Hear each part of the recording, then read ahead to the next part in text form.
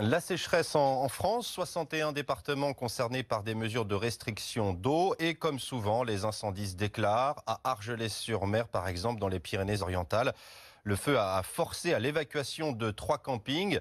Près de 2500 vacanciers déplacés le temps de l'intervention des pompiers. Le feu est ce matin maîtrisé.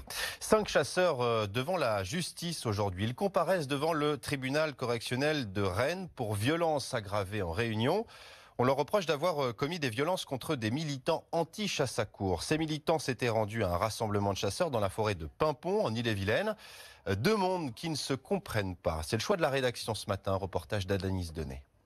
Le 2 février dernier, Christophe et une autre militante se retrouvent face à 5 hommes alors qu'ils sont en train de filmer leur partie de chasse à courre. Donc le ton est monté très vite et là ils nous ont jetés dans l'eau, ils nous ont jetés dans le fossé qui était juste à côté, qui y avait à peu près 80 cm à 1 mètre d'eau. Ils m'ont balancé des coups de pied au visage et il y en avait un qui me tenait les pieds, l'autre qui m'étranglait. Ils ont emmené Claire en fait. Et ils lui ont tenu la tête sous l'eau en fait à plusieurs reprises pendant de longs moments en fait et pour lui faire dire qu'elle ne reviendrait plus en forêt. On prend conscience ensuite de la violence qui s'est abattue d'un seul coup, une violence incompréhensible.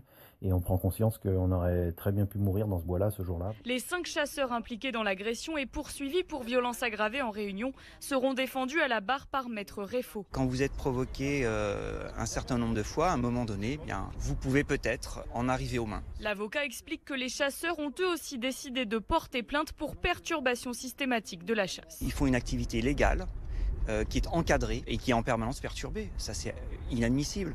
Imaginez, vous n'aimez pas le cyclisme.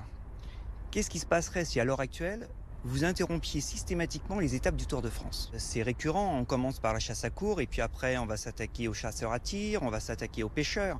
Si vous voulez, tout le monde de la ruralité va être mis en cause. L'audience débutera à 14h. Des militants anti-chasse à courre mais également des chasseurs prévoient de se réunir devant le tribunal correctionnel de Rennes.